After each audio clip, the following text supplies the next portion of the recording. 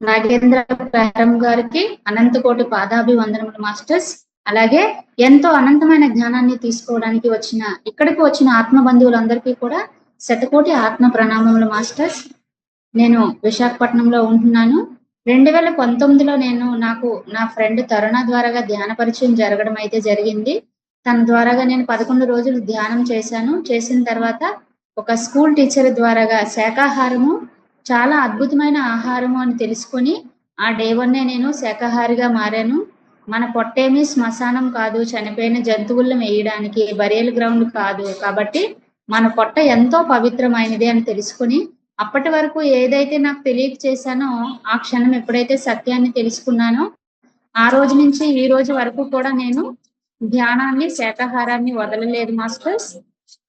ఆ ధ్యానము శాకాహారంతో పాటుగా మన గురువు గారు చెప్పిన త్రిరత్నాలు ధ్యానము, స్వాధ్యాయము, సజ్జన సాంగత్యము, ఈ మూడింటిని చేసుకుంటూ నాకు తెలిసిన ప్రతి ఒక్క సర్వీసు నేను చేసుకుంటూ ఈ రకంగా అనంతమైన జ్ఞానాన్ని ఇంకా మనం తెలుసుకోవడానికి నేర్చుకోవడానికి ఇంకేమీ లేదు అనేంత వరకు కూడా మనం ఈ భూమి మీద జ్ఞానం తీసుకోవడం అనేది ప్రతి ఒక్కరం కూడా అలవాటు చేసుకోవాలి. అందులో భాగంగానే నేను ఇప్పటి వరకు కూడా ఈ త్రిరత్నాలతో పాటుగా నాకు తెలిసిన జ్ఞానాన్ని 10 మందికి పంచుతూ 10 మంది దగ్గర జ్ఞానాన్ని తీసుకుంటూ ఈ రోజు గురుస్థాన్లో నాకు ఎంత మంచి అవకాశాన్ని ఇవ్వడం జరిగింది. మాస్టర్స్ అందరికీ కూడా ఆత్మ ప్రణామములు మాస్టర్స్. ఏదైతే నేను ధ్యానం చేస్తూ ఉన్నానో, ధ్యానం సర్వరోగ నివారిణి, ధ్యానం సకల భోగకారిణి, ధ్యానం సత్యజ్ఞాన ప్రసాదిని అని ఎప్పుడైతే తెలుసుకున్నానో ఆ ధ్యానం ద్వారానే సంపూర్ణ ఆరోగ్యం అనేది నేను పొందడం జరిగింది. నాకున్న బ్యాక్ పెయిన్ అనేది తగ్గించుకున్నాను. ఒక చిన్న కిడ్ అనమాట, 3 months 100 days ఉండి మాకు పాప చనిపోవడం జరిగింది. తను చనిపోయిన తర్వాత బ్యాక్ పెయిన్ చాలా ఎక్కువగా ఇబ్బంది పడ్డానమాట. ఆ బ్యాక్ పెయిన్ అనేది నేను ధ్యానంలోకి వచ్చిన తర్వాత శాకాహారం ధ్యానం చేశాక తగ్గించుకున్నాను అనమాట. అలా తగ్గించుకుని ఈ రోజు ఆరోగ్యంగా నో డాక్టర్ నో మెడిసిన్. ఆ డే నుంచి ఈ డే వరకు కూడా నేను ఏ రోజు కూడా టాబ్లెట్ వేసుకోలేదు, డాక్టర్ దగ్గరకు కూడా వెళ్ళలేదన్నమాట. అలా మనం నమ్మిన సత్యాన్ని ఎప్పుడైతే మన లైఫ్ లో అప్లై చేసుకుంటామో అది ఈ రోజు వరకు కూడా కాపాడుతూనే ఉంది. ఇంత మంచి అవకాశాన్ని ఇచ్చినందుకు మాస్టర్స్ అందరికీ కూడా ప్రణామములు మాస్టర్స్. ఈ రోజు నేను తీసుకున్న టాపిక్ 3 tablets అన్నమాట. ధ్యానం ద్వారా సంపూర్ణ ఆరోగ్యం అంటే సంపూర్ణ ఆరోగ్యానికి మనం ఈ టాబ్లెట్ అనేవి మన లైఫ్ లో అప్లై చేసుకోవడం ద్వారాగా మనకున్న ఆరోగ్య సమస్యలు కానీ, ఆర్థిక సమస్యలు కానీ, లేదంటే కుటుంబంలో ఉన్న సమస్యలు కానీ ఏవైనా మనం తగ్గించుకోవడానికి అవకాశం ఉంటుంది. కాబట్టి మన ఇది నేను చెప్పేది 3 tablets మాస్టర్స్.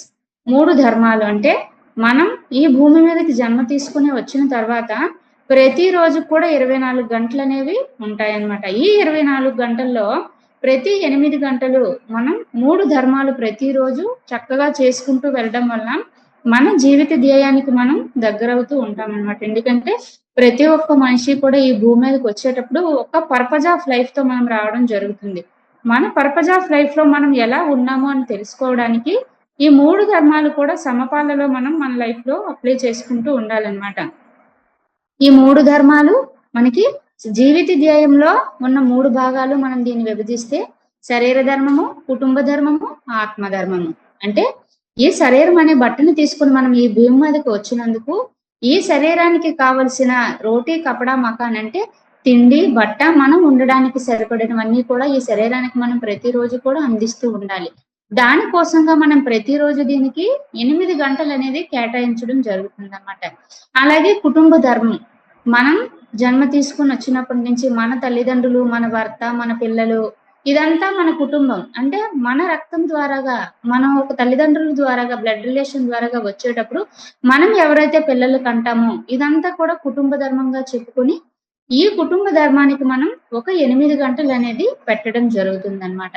అలాగే స్వధర్మము అంటే మన ఆత్మ ఉన్నతికి, ఈ శరీరం అనే దాని లోపల ఉన్న ఆత్మ పదార్థం కోసం మనం ప్రతిరోజు కూడా 8 గంటలు అనేవి తీయాలన్నమాట.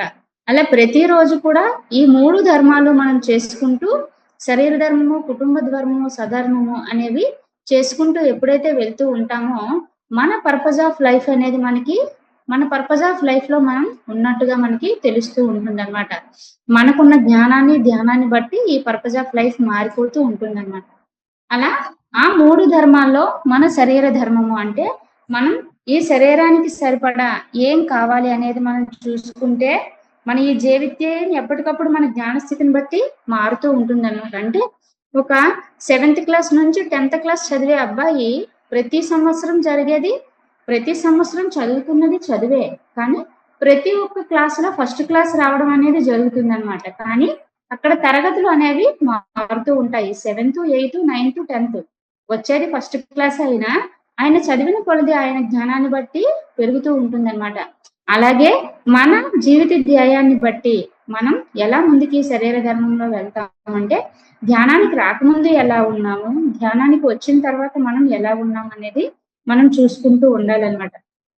ప్రతిరోజు కూడా ఈ శరీరానికి ఏం కావాలి, మన శరీరము పంచేంద్రియాలు, జ్ఞానేంద్రియాలతో నిర్మితమై ఉంది. మన శరీరంలో అనేక అవయవాలు కూడా ఉన్నాయి. కాబట్టి ఈ కర్మేంద్రియాలు, జ్ఞానేంద్రియాలకి మనం ఏ విధంగా దాన్ని ఆనందాన్ని ఇస్తున్నాము అనేది మనం ప్రతిరోజు కూడా చూసుకుంటూ ఉండాలన్నమాట. అలాగే మనం ప్రాపంచికంగా ఉన్నాము అంటే భౌతికంగా ఉండేటప్పుడు స్థితి వేరు, అంటే మనం ధ్యానానికి రాకముందు ఉన్న స్థితి వేరు, ధ్యానానికి వచ్చిన తర్వాత ఉన్న స్థితి వేరు అన్నమాట. ధ్యానానికి రాకముందు మన జీవితం ఏ విధంగా ఉంటుందంటే మన శరీరానికి ఏం కావాలో చూసుకుంటాం, మనం ఆర్థికంగా ఎలా ఉన్నామో చూసుకుంటాం. కానీ ధ్యానానికి వచ్చిన తర్వాత ఆ జ్ఞానాన్ని ఎలా తీసుకోవాలి, మన జీవితంలో ఎలా అప్లై చేసుకోవాలి ఈ శరీర పరంగా అనేది మనం ప్రతి ఒక్కరూ చూసుకుంటూ ఉంటామనండి.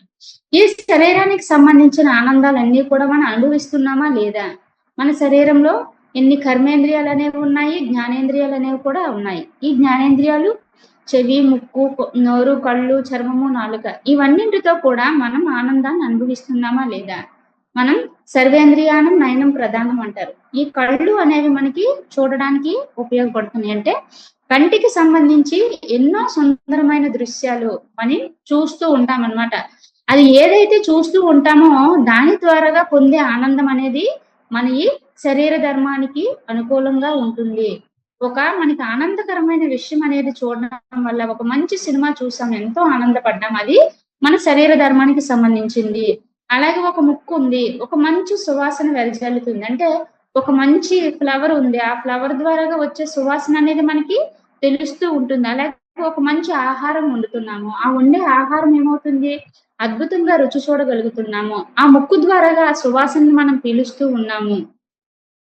అలాగా ఆ జ్ఞానేంద్రియాల ద్వారాగా మనం తీసుకునే ఆనందం అంతా కూడా మన భౌతిక శరీరానికి సంబంధించింది అనమాట. అలాగే ఒక చర్మం ఉంది, ప్రతిరోజు మనం భౌతికంగా స్నానం చేస్తూ ఉంటాము. ఎప్పుడైతే ఆధ్యాత్మికత, ధ్యానం అనేది మన లైఫ్ లో అలవడతాయో అదే స్నానాన్ని కొంచెం మనం అద్భుతంగా తీసుకుంటూ ఒక చుక్క పన్నీరు వేసుకుని తీసుకోవడం వల్ల అది ఎంతో సుందరంగా, ఎంతో అందంగా ఆ శరీర ధర్మంలో ఆ చర్మం అనేది ఎంతో సంతోషపడుతూ ఉంటుందన్నమాట. అలా చేస్తూ ఉండడం వల్ల ఆ శరీరానికి ఇచ్చే ఆనందాలన్నీ కూడా మనం శరీర ధర్మంగా చెప్పుకోవచ్చు అన్నమాట.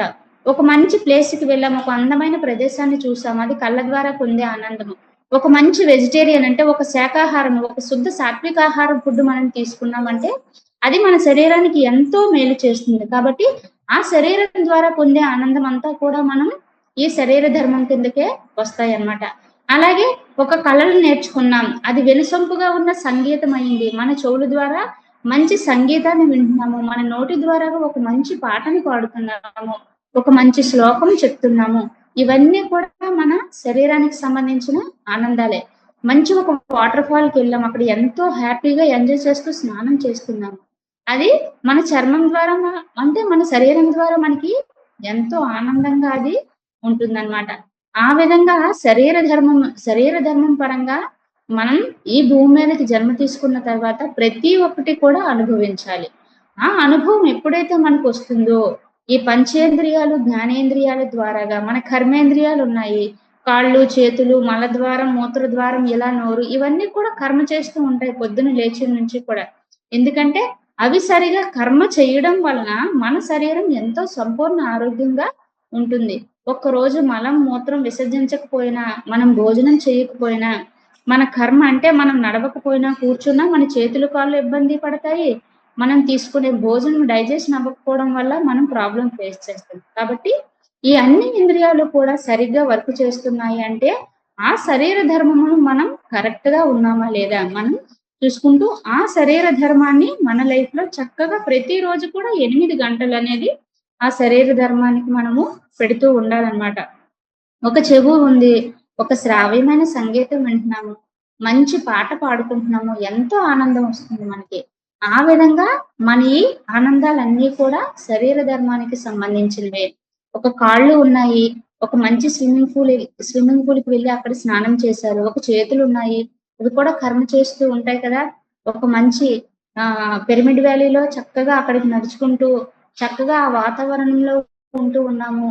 అక్కడికొచ్చిన వాళ్ళందరికీ మన చేతులతో మనం వండి పెడుతున్నాము అంటే, ఈ కాళ్ళ ద్వారాగా, ఈ చేతుల ద్వారాగా చేస్తూ ఉన్న పనే. కాబట్టి ఈ శరీర ధర్మానికి సంబంధించిన అన్ని ఇంద్రియాలతో మనం సరియైన పనులు చేస్తున్నాము అనేది ఈ శరీర ధర్మంలో మనం ప్రతి ఒక్క రోజు కూడా చెక్ చేస్తూ ఉండాలన్నమాట. అలా ఎప్పుడైతే చేస్తూ ఉంటామో, ఈ శరీరానికి లోపట ఉన్న ఆత్మ పదార్థానికి మనం ఎప్పుడైతే సరైన జ్ఞానం అందిస్తామో, శరీరం ఎప్పుడు కూడా సంపూర్ణ ఆరోగ్యంగానే ఉంటుందన్నమాట. ఆ విధంగా మనం ఈ ఆనందాన్ని ఇస్తున్నామా లేదా? మనం చూసే దాన్ని బట్టి, వినే దాన్ని బట్టి, మాట్లాడే మాటని బట్టి మనం ఆనందంగా ఉంటున్నామా లేదా అనేది మనం ఈ శరీర ధర్మంలో చెక్ చేసుకుంటూ ఉండొచ్చన్నమాట. ఇలా మన శరీర ధర్మంలో ప్రతిరోజు కూడా 8 గంటలనేవి ప్రతిరోజు తీస్తూ ఉంటామన్నమాట. ప్రతిరోజు మనం స్నానం చేస్తాము. అలాగే ఇవన్నీ భౌతికంగా ఉన్నవి ఆధ్యాత్మికతకి వచ్చిన తర్వాత కూడా మనలో చాలా చాలా మార్పులనేవి వస్తూ ఉంటాయి. ధ్యానానికి రాకముందు ఎలా ఉంది నా జీవితము? ధ్యానంలోకి వచ్చిన తర్వాత ఎలా ఉంది? అంటే మన శరీరం కోసం మనం ఎంత అద్భుతంగా ఆలోచిస్తున్నాము. ధ్యానానికి రాకముందు మనం శాకాహారంతో లేము, మాంసాహారంతో ఉన్నాము. కానీ ఆ ధ్యానం ఎప్పుడైతే చేస్తామో, శాకాహారంతో ఎప్పుడైతే ఉంటామో, మన శరీరం అనేది ఎంతో సంపూర్ణ ఆరోగ్యంగా తయారవుతుంది. ఈ భూమి మీదకి వచ్చినందుకు మనం పూర్తి న్యాయం దానికి చేసిన వాళ్ళము అవుతాం అన్నమాట. ఎప్పుడైతే మనం శుద్ధ సాత్వికాహారం తీసుకుంటూ మంచి ఆలోచనలతో, సద్భావాలతో ఉంటామో, ఆరోగ్యంగా మన శరీరము, మన కుటుంబము, మన చుట్టుపక్కల వాళ్ళందరూ కూడా ఆరోగ్యంగానే ఉంటారు. ఎందుకంటే మనం తినే ఆహారంలోనే ఆ భావాలు, ఆలోచనలు అనేవి ఉంటూ ఉంటూ ఉంటాయి. కాబట్టి ఆ ఒక్క ఆలోచన అనేది, ఆ ఒక్క మార్పు అనేది దీనిని సంపూర్ణ ఆరోగ్యంగా ఉండడానికి ఉపయోగపడతాయన్నమాట. కాబట్టి మనం ఈ శరీర ధర్మం పరంగా మనం ఈ అన్ని రకాల వర్కులు చేస్తూ ఉండాలన్నమాట. అలాగే రెండోది కుటుంబ ధర్మము. మనం ఈ భూమి మీదకి జన్మ తీసుకొని తల్లిదండ్రుల ద్వారాగా ఏ తల్లిదండ్రులైతే మనం ఎంచుకొని వచ్చామో, ఆ తల్లిదండ్రులు, మన భర్త, మన పిల్లలు, మన తోబుట్టువులు, మన అన్నయ్యలు, చెల్లెళ్ళు, వదిన అందరూ కూడా మనకి రక్త సంబంధీకులే. దానిని కుటుంబ ధర్మంగా మనం తీసుకుంటాం. మనం ఒక కుటుంబాన్ని ఏర్పరచుకొని ఈ భూమి మీదకి వచ్చాం కాబట్టి, ఆ కుటుంబ ధర్మంలో మనం ఎంతవరకు చేస్తున్నాము, దానికోసం మనం ప్రతిరోజు కూడా 8 గంటలు అనేది తీయడం జరుగుతుందన్నమాట. ఈ కుటుంబ ధర్మంలో మన కుటుంబ సభ్యులందరికీ కూడా వండి పెట్టడము, వాళ్ళకి ఏది అవసరమైతే అది చూడడము, ఇవన్నీ కూడా మనకి కుటుంబ ధర్మంలో వస్తాయి. అది భౌతికంగా ఉన్నప్పుడైతే మనం కుటుంబ ధర్మంగా కొంత చెప్పుకుంటే, ఆధ్యాత్మికానికి వచ్చిన తర్వాత అంటే ధ్యానంలోనికి రాకముందు మనకు భౌతిక కుటుంబం ఉంటుంది. ధ్యానంలోనికి వచ్చిన తర్వాత మనకు ఒక ఆత్మ కుటుంబం అనేది తయారవుతుందన్నమాట. ఈ కుటుంబ ధర్మంలో మనకి 2 ధర్మాలు మరలా ఉంటాయన్నమాట. అది ఒకటి రక్త సంబంధమైన కుటుంబము, 2 ఆత్మ సంబంధమైన కుటుంబము. ఈ 2 ధర్మాలను కూడా మనం 8 గంటలు రోజుకి తీసుకొని, ఒక ధర్మానికి 4 గంటలు అంటే రక్త సంబంధానికి 4 గంటలు, అలాగే ఆత్మ కుటుంబానికి 4 గంటలు చొప్పున ప్రతిరోజు కూడా 8 గంటలు అనేది మనం వెచ్చించడం జరగాలన్నమాట. అంటే మన ఏ కుటుంబం అయితే తీసుకొని వచ్చామో వాళ్ళని ఏ విధంగా అయితే చూసుకుంటున్నామో, మన తోబుట్టువులు, అన్నదమ్ములు, అక్క చెల్లెళ్ళు, తల్లి, తండ్రి, అత్త, మామ, పిల్లలు అందరిని ఎలాగైతే చూసుకుంటున్నామో, అలాగే ఆత్మ కుటుంబము అంటే మనం ఎవరి ద్వారాగా ధ్యానంలోనికి వచ్చామో, మన ద్వారాగా ఎవరైతే ధ్యానంలోనికి వచ్చి శాకాహారులుగా మారారో వాళ్ళందరూ కూడా మనకి ఆత్మ కుటుంబం కింద వస్తారు మాస్టర్స్. ఈ రెండింటిని కూడా బ్యాలెన్స్ చేస్తూ మనం తూచా తప్పకుండా మన రక్త సంబంధికులతో మనం ఎలాగైతే ఉన్నామో అదే విధంగా మన ఆత్మ కుటుంబంతో కూడా మెలగగలగాలన్నమాట.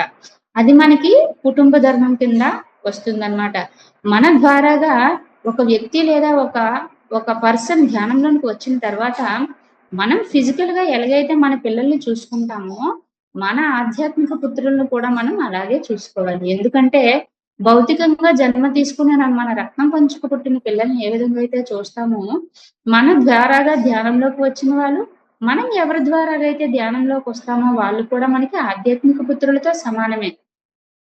మన పిల్లల్ని పెంచి పెద్ద చేసి చదివించి ఒక ఉద్యోగమో వ్యాపారమో చేసుకున్నంత వరకు ఎలా సపోర్ట్ ఇస్తామో అలాగే మన ఆత్మ కుటుంబానికి కూడా మనం ఆ విధంగా వాళ్ళకి ఏది అవసరమైతే అది మనం సపోర్ట్ చేస్తూ ఉండాలన్నమాట. అలా మన మన ఈ కుటుంబ ధర్మంలో ఈ రెండింటిని కూడా మనం బ్యాలెన్స్ చేస్తూ ముందుకు వెళ్ళాలి.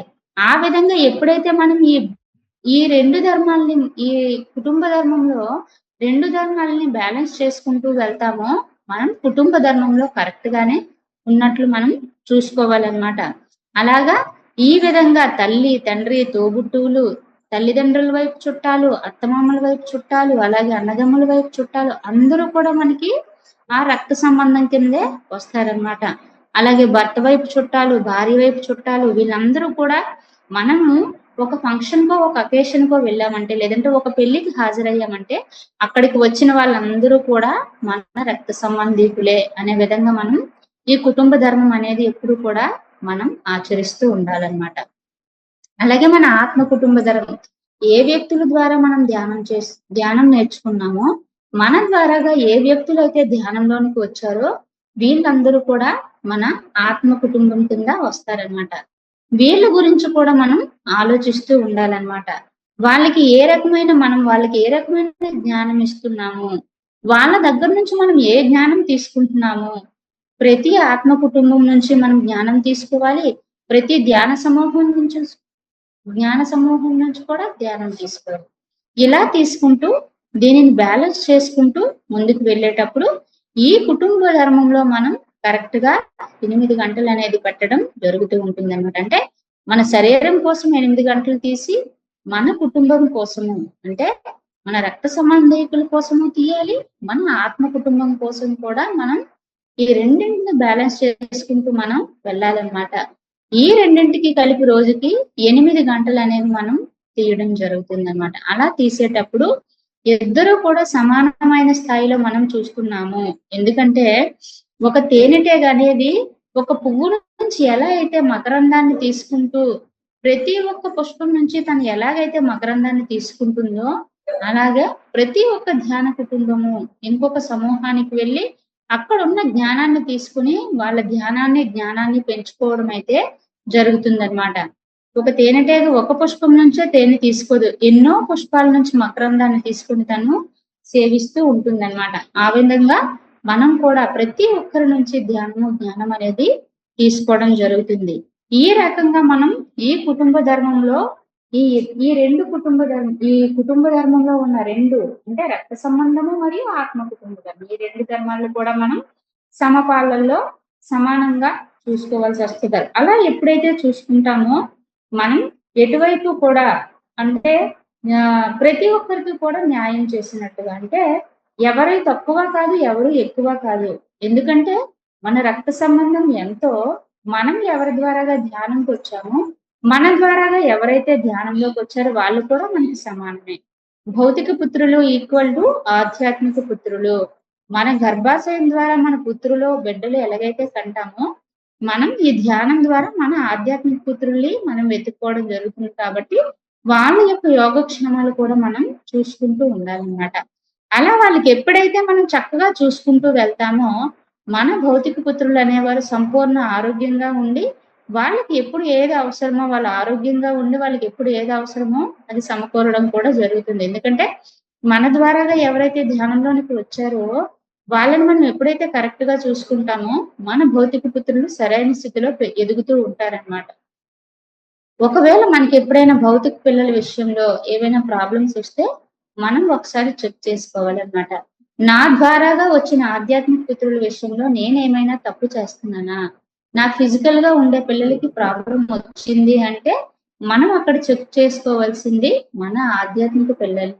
ఎప్పుడైతే మనం ఆధ్యాత్మిక పుత్రులు కరెక్ట్ చేస్తామో ఆటోమేటిక్ గా ఫిజికల్ గా మన పిల్లలు అనేవాళ్ళు ఆటోమేటిక్ గా సెట్ అయిపోతుంటారన్నమాట.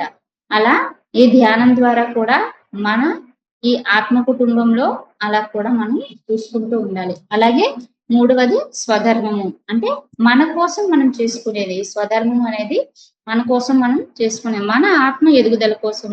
ఈ శరీరం అనే బట్టను తీసుకొని ఈ భూమి మీదకి వచ్చినందుకు లోపట ఉన్న ఆత్మ పదార్థము ఇది శక్తి చైతన్యంతో ఉంది కాబట్టి ఈ ఆత్మ పదార్థానికి స్వధర్మం అనేది మనకి ఉపయోగపడుతుంది అనమాట. స్వ అంటే ఆత్మ. మన ఆత్మ గురించి మనం ఏం చేస్తున్నాము? ఈ ఆత్మధర్మం అంటే ఈ భూమి మీదకి మనం వచ్చేటప్పుడు లోపల చైతన్యానికి శరీరం అనే ఒక బట్టను కప్పుకొని ఏ విధంగా వచ్చామో, ఎలా అయితే శరీరానికి సంబంధించినవి చేస్తున్నామో అదే విధంగా మన ఆత్మకు సంబంధించినవి కూడా మనం అలాగా ఈ భూమి మీదకి వచ్చిన తర్వాత కొన్ని పనులైనవి చేయవలసి ఉంటుంది. ఆ ఆత్మధర్మంలో భాగంగా ఈ ఆత్మ ప్రయాణాలు అనేవి మనకి ఈ థర్డ్ ఐ ద్వారాగా మనకి తెలుస్తూ ఉంటాయి అన్నమాట. ఎప్పుడైతే ధ్యానం చేస్తూ శాకాహారం చేస్తామో మనం థర్డ్ ఐ విజువలేషన్ అనేది జరుగుతూ మన మూడవ కన్ను తెరుచుకోవడం, విచ్చుకోవడం ఇవన్నీ కూడా జరిగి మనం ఎన్నో లోకాలకి ఆస్ట్రల్ గా వెళ్ళి అక్కడ ఏం జరుగుతుందో తెలుసుకోవచ్చు. మన గత జన్మల్ని చూసుకోవచ్చు. అంటే మన ఆత్మ ఎదుగుదలకు ఇదంతా కూడా మనం ఈ స్వధర్మంలో తెలుసుకుంటూ ఉంటాం అన్నమాట. అంటే మనం మూడో కన్ను తెరుచుకున్న తర్వాత దివ్య దృష్టి ద్వారా మన గత జన్మల సంస్కారాలు అనేవి నేను ఎందుకు ఈ జన్మలో ఎలా ఉన్నాను, నా పొజిషన్ ఎందుకు ఇలా ఉంది అని మనం మన గతంలో మనం ఈ స్వధర్మంలో మన ఆత్మధర్మంలో చూసుకోవడం జరుగుతుంది. ఎప్పుడైతే అలా చూసుకుంటామో ఓహో నా డిజైన్ ఎలా ఉంది, నేను గత జన్మలో అలా చేశాను అనేది మనకు అప్పుడు తెలియడం ద్వారా మన పర్పస్ ఆఫ్ లైఫ్ ఇది అని మనము తెలుసుకోవడం జరుగుతుంది అన్నమాట. అలాగే ఈ జన్మలో నేను ఏం చెయ్యాలి, ఏం చేయడానికి ఈ భూమి మీదకి వచ్చాను అనేది కూడా మనం తెలుసుకోవాలి.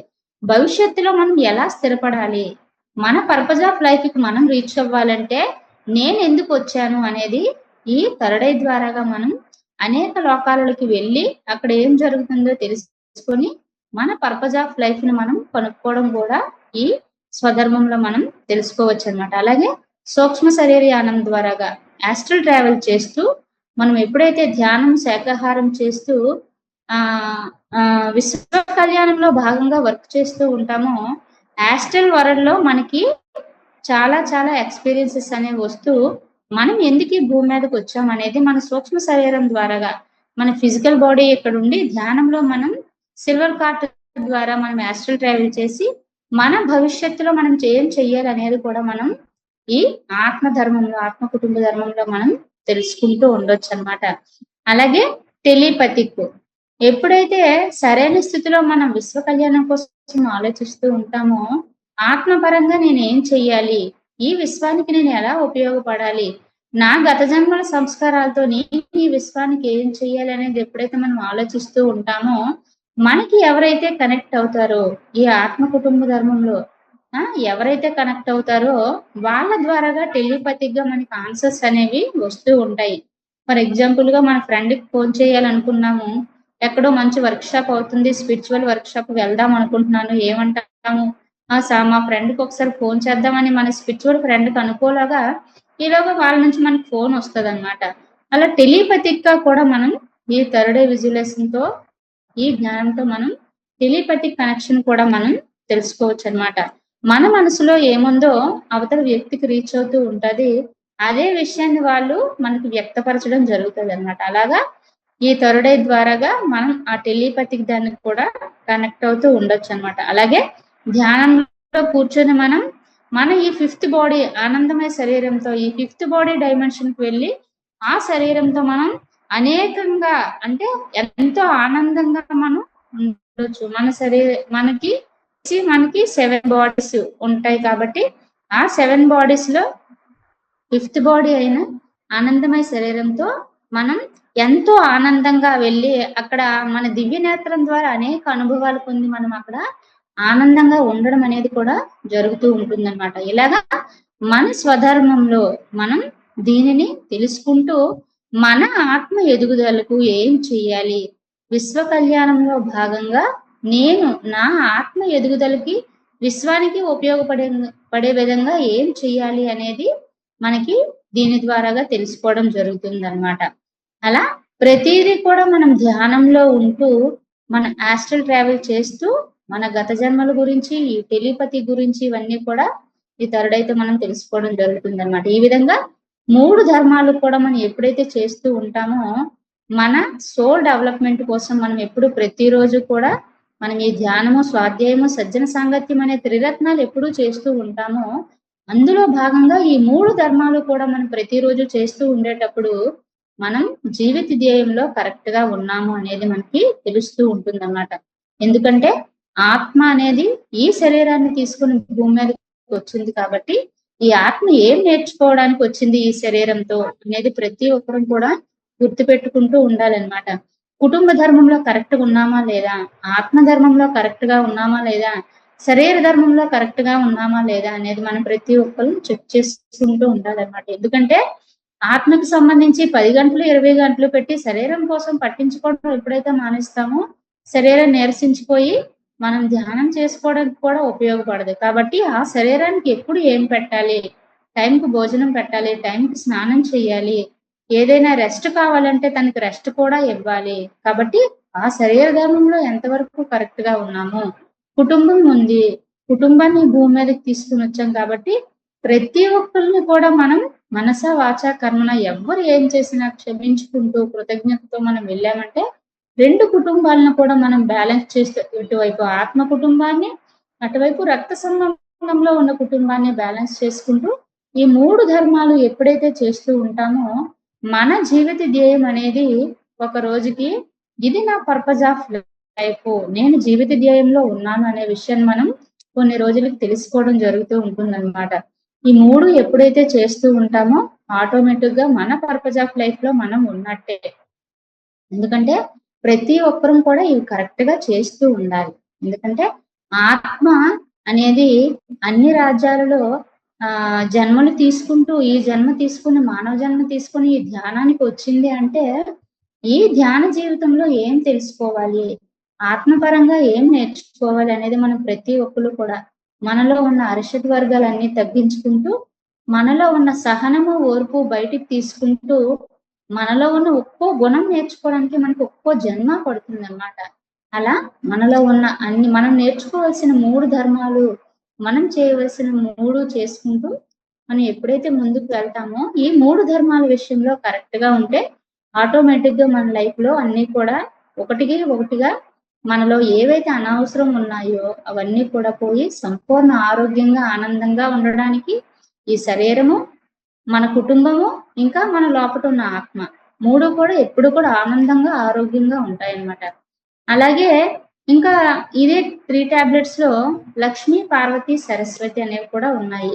లక్ష్మి అంటే మనం మన భౌతికంగా చూసుకుంటే డబ్బు. అంటే మన జీవితంలో రోటీ, కపడా, మకాన్ అంటే మనం తినడానికి తిండు, ఉండడానికి ఇల్లు, కట్టుకోవడానికి బట్ట అనేవి ప్రతి ఒక్కళ్ళకి కూడా జన్మ తీసుకున్నాక అవసరం పడుతూ ఉంటుంది. కాబట్టి మనం తినడానికి అవసరమైన డబ్బులు సంపాదించిన తర్వాత, మన కనీస అవసరాలు తీరిన తర్వాత, మన లగ్జరీగా కాకుండా మనం మధ్య మార్గంలో ఉంటూ, మనకి ఏది ఎప్పుడు అవసరమో దాన్ని చేసుకుంటూ కొంత సంపాదించిన తర్వాత, మనం లక్ష్మి నుంచి పార్వతికి వెళ్ళడం అనేది జరుగుతూ ఉంటుంది. ఎందుకంటే శివుడు ఎప్పుడూ శ్మశానంలోనే ఉంటాడు వైరాగ్యంతో. కాబట్టి వైరాగ్యంలో, శ్మశానంలో శివుడు ఉండేటప్పుడు పార్వతీదేవి కూడా వైరాగ్యమే.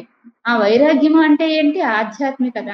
ఎప్పుడైతే మనం ఆ లక్ష్మి నుంచి పార్వతికి ఆధ్యాత్మికతకి వస్తామో, ధ్యానము అంటే ఆధ్యాత్మికత అంటే ధ్యానము. ఒకసారి మనకు కావాల్సిన డబ్బు అనేది మన కనీస అవసరాలకు సంపాదించిన తర్వాత, మనం వెంటనే లక్ష్మి నుంచి పార్వతికి రావాలన్నమాట. ఆ పార్వతి అనేది ధ్యానము. ఆ ధ్యానం ఎప్పుడైతే మన లైఫ్‌లో చేస్తామో, ఆధ్యాత్మికత ఎప్పుడైతే అలవాటు చేసుకుంటామో, దానికి మనం సంపాదించిన డబ్బుకి, మన భౌతిక అవసరాలకి సరిపడా ఉంచుకుంటూ, తర్వాత ఎప్పుడైతే పార్వతికి షిఫ్ట్ అవుతామో, ఆధ్యాత్మికత నేర్చుకొని, ఆత్మజ్ఞానం నేర్చుకుంటూ 10 మందికి పంచుతుంటామో, మనం పార్వతి స్థితిలో కరెక్ట్‌గా ఉన్నామనేది మనకి తెలుస్తూ ఉంటుందన్నమాట. ఎప్పుడైతే లక్ష్మి, పార్వతి అయ్యిందో, తర్వాత మనం సరస్వతి దగ్గరికి వెళ్ళాలంటే కళలు. ప్రతి ఒక్కరి జీవితంలో కూడా 66 కళల్లో ఏదో ఒక కళ అనేది మనకు ఉంటూ ఉంటుందన్నమాట. ఆ కళను నేర్చుకునే దిశగా మనం ఒక సంగీతం కానీ, ఒక ఫ్లూట్ కానీ, ఒక డ్రాయింగ్ కానీ, ఒక పెయింటింగ్ కానీ ఏదో ఒక కళ అనేది మనకు ఉంటుంది. ఆ కళకి సంబంధించిన విషయాలు ఎప్పుడైతే తెలుసుకుంటామో అది మనకి పార్వతి కిందకి అనేది వస్తూ ఉంటుందన్నమాట. అంటే ఒక సంగీతం అవ్వచ్చు, లేదంటే ఒక పాటలు పాడొచ్చు, ఒక డాన్స్ చేయొచ్చు, లేదంటే ఏవైనా మంచి డ్రాయింగ్స్ వేయొచ్చు, చక్కగా వంట చేయొచ్చు. అంటే మన 66 కళల్లో ఏదో ఒక కళ అనేది మన లైఫ్‌లో ఉంటూ ఉంటుంది. దానిని మనం బయటికి తీయాలన్నమాట.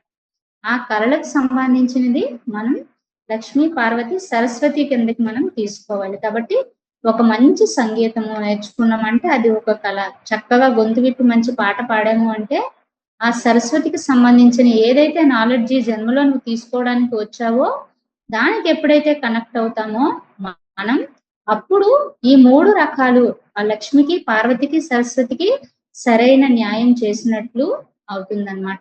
అలా ఈ 3 ధర్మాలు కూడా మనం లక్ష్మి, పార్వతి, సరస్వతి ఈ 3 కూడా ఇవి కూడా మనం 3 టాబ్లెట్స్ లో మన లైఫ్ లో ప్రతి ఒక్కరూ చూసుకోవాలి. అంటే నేను లక్ష్మి స్థితిలో ఉన్నానా, డబ్బు సంపాదిస్తూ ప్రతి క్షణం డబ్బు కోసమే ఆలోచిస్తున్నానా అనేది మనం ఒక్కసారి ఆలోచిస్తే అవును నాకు సరిపోయినంత డబ్బు, నా కుటుంబానికి అవసరమైన మినిమం నీడ్స్ అన్ని కూడా ఉన్నాయి కాబట్టి నేను ఇప్పుడు లక్ష్మి స్థితిలో ఉన్నాను కాబట్టి పార్వతి స్థితికి రావాలి అంటే ధ్యానం చెయ్యాలి, శాకాహారం చెయ్యాలి, ఆధ్యాత్మికత విలువ తెలుసుకోవాలని వెంటనే పార్వతికి షిఫ్ట్ అవ్వాలి. అది ఎప్పుడైతే జరుగుతుందో ఆటోమేటిక్ గా ధ్యానము, శాకాహారము, స్వాధ్యాయం, సజ్జన సాంగత్యం చేసుకుంటూ ఆధ్యాత్మికతలో ఉంటూ ఉంటామో ఒకంత తర్వాత మనం కళల వైపు వెళ్ళాలి. ఒక లాంగ్వేజ్ నేర్చుకోవడం కానీ, ఒక సంగీతం నేర్చుకోవడానికి కానీ ఇవన్నీ కూడా మనకి ఈ లక్ష్మీ, పార్వతి, సరస్వతి అనేది మనకి ఈ 3 టాబ్లెట్స్ లో మనం నేర్చుకుంటాం అన్నమాట. అలాగే ఇంకా 3 టాబ్లెట్స్ లో రోగి, యోగి, భోగి మనం ఈ ఈ ఈ 3 టాబ్లెట్స్ లో ఇవి చూసుకుంటే ఒక రోగి ఎప్పుడు ఏం ఆలోచిస్తాడు, నేను ఎందుకు ఇంత అనారోగ్యంతో ఉన్నాను. రోగికి ఏముంటుంది, అనారోగ్యం ఉంటుంది. ఆయన ఎప్పుడు ఏం చేస్తాడు, మందులు వేసుకుంటూ ఉంటాడు. ఒక రోగి ఏం చేస్తాడు, పగలంతా ఎలా ఉన్నా రాత్రి పడుకుంటే నిద్ర పట్టదు. నాకు ఎందుకే అనారోగ్యం వచ్చింది, నేను ఏ జన్మలో ఎవరికి ఏం చేశాను, నేను ఎందుకు అనారోగ్యంతో బాధపడుతున్నాను అనేది ఒక రోగి ఆలోచిస్తూ ఉంటాడనమాట. అంటే పూర్వజన్మ కృతం పాపం వ్యాధి రూపేణ పీడితే అంటారు. కాబట్టి ఏదైనా ఒక అనారోగ్యం అనేది అతనికి ఒక రోగం రూపంలో బాధ పెడుతుంది. కాబట్టి ఆ రోగి ఎప్పుడు బాధపడుతూనే ఉంటాడు. ఒక భోగి ఏం చేస్తాడు, మంచి ఆహారం తీసుకుంటూ మత్తు పానీయాలు చేస్తూ మందు వినోదంతో ఒక భోగి భోగభాగ్యాలు అనుభవిస్తూ ఉంటాడనమాట. నేను ఈ భోగాన్ని అనుభవించడానికే వచ్చాను అనుకుంటూ ఎప్పుడు కూడా తినడము, పడుకోవడము, ఇంకా చేయవలసిన ఎంజాయ్మెంట్స్ అన్ని చేస్తూ ఉంటాడనమాట. ఆ రకంగా ఒక రోగి అలా ఆలోచిస్తే ఒక భోగి ఎలా ఆలోచిస్తాడు.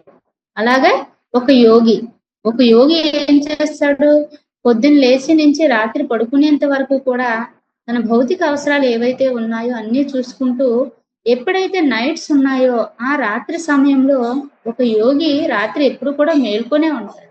ఎందుకంటే ఈ ఆధ్యాత్మికత అనేది అలవాటు పడి ఆత్మజ్ఞానం తీసుకునే విధంగా తయారు కావాలి. నేను ఈ భూమి మీదకి ఎందుకు వచ్చాను, ఒక యోగిగా మారాలంటే ఒక 5 ప్రశ్నలు మనకి వస్తాయి. నేను ఎవరిని, ఎక్కడి నుంచి వచ్చాను, మళ్ళీ ఎక్కడికి వెళ్తాను, నా జీవిత గమ్యం ఏంటి, ఇలా మనకి ప్రశ్నలు ఎదురవుతూ ఉంటాయి. మనం భూమి మీదకి వచ్చినప్పటి నుంచి ఇలా తింటూ ఇలా పడుకుంటూ ఉండడమేనా, ఇంకేం చెయ్యమా, ఇదే నా జీవితం అని మనకు కొన్ని ప్రశ్నలు తారసపడుతూ ఉంటాయి.